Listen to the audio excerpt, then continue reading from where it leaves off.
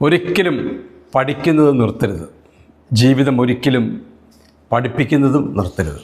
എല്ലാത്തിനോടും ഇഷ്ടമുള്ളവരാകുക. അങ്ങനെ ഒരു മനസ്സ് വളർത്തിയെടുത്താൽ ആഗ്രഹിക്കുന്നതെല്ലാം കൈകളിൽ എത്തിച്ചേരും. പഠിക്കാനും ഇഷ്ടമുണ്ടാകണം, പഠിച്ചുകൊണ്ടിരിക്കുക. ചില ആളുകൾ എത്ര വയസ്സായാലും പിന്നെയും പഠിക്കുന്നത് നമ്മൾ കാണുകയും കേൾക്കുകയും വായിക്കുകയും ഒക്കെ ചെയ്തിട്ടുണ്ട്.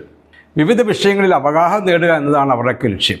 സ്കൂളിൽ പഠിക്കുമ്പോൾ എത്രയും പെട്ടെന്ന് ഈ വർഷം ഒന്ന് തീർന്നു കിട്ടിയിരുന്നുവെങ്കിൽ എന്ന് പലർക്കും തോന്നിയിട്ടില്ലേ? സ്കൂളിൽ പോകാതെ മടി പിടിച്ചിരുന്ന വിദ്യാഭ്യാസ കാലത്തെക്കുറിച്ച് ഇന്ന് ഓർക്കുമ്പോൾ പലർക്കും ചിരി വരും. വളർന്നു വലുതായപ്പോൾ വിദ്യാർത്ഥിയായിരുന്ന കാലത്തെ ഓർമ്മകൾ എല്ലാവരുടെയും മനസ്സിലിടയ്ക്കിടെ തികട്ടി വരികയും ചെയ്യും. ഇവിടെ പറഞ്ഞു വരുന്നത്, പഠിക്കുന്നത് ഒരിക്കലും അവസാനിപ്പിക്കാതിരിക്കുക. എത്രമാത്രം അറിവ് സമ്പാദിക്കാമോ അത് നേടുക. കേവലം പുസ്തകത്താളിൽ നിന്ന് ലഭിക്കുന്ന അല്ലെങ്കിൽ ഒരു സ്ഥാപനത്തിൽ നിന്ന് ലഭിക്കുന്ന മാത്രമല്ലല്ലോ വിദ്യാഭ്യാസം എന്ന് പറയുന്നത്. നമ്മൾ ജീവിക്കുന്ന സമൂഹത്തിൽ നമുക്ക് ചുറ്റും അനേകം ഗുരുക്കന്മാരുണ്ട്.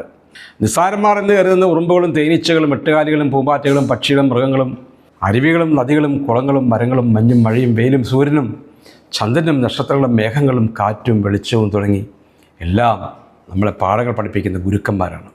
ഓരോന്നിലും ജീവിതത്തിൽ പകർത്താനുള്ള പാഠങ്ങൾ അവിടെ ഉണ്ടാവും. കരകൗശല വിദ്യകളും ആയുധവിദ്യകളും ശാസ്ത്ര സാങ്കേതിക വിദ്യകളും വൈദ്യവും ഔഷധ നിർമ്മാണവും അധ്യാപനവും തുടങ്ങി എത്രയോ തൊഴിലുകളാണ് നമുക്ക് ഓരോരുത്തർക്കുമായി കരുതി വെച്ചിരിക്കുന്നത്. അതുപോലെയാണ് ജീവിതവും നമ്മളെ പലതും പഠിപ്പിക്കുന്നത്. ജീവിതം പഠിപ്പിക്കുന്ന പാഠങ്ങൾ അഭംഗുരം തുടർന്നുകൊണ്ടേയിരിക്കുക. ആ പാഠശാലയാണ് ലോകത്തിലെ ഏറ്റവും വലിയ വൈജ്ഞാനിക മണ്ഡലം. മനുഷ്യനെ മനുഷ്യനാക്കി മാറ്റുന്ന പ്രക്രിയയാണ് ആ സർവകലാശാലയിലെ പാഠ്യവിഷയം. പ്രത്യേക തരത്തിലുള്ള പാഠ്യപദ്ധതികൾക്ക് അവിടെ സ്ഥാനമില്ല. ആർക്കും അവിടെ പ്രവേശനം ലഭിക്കും. അനുഭവങ്ങളാകുന്ന പ്രവൃത്തി പരിചയത്തിലൂടെ പഠനം തുടരുക. ശുഭദിനം.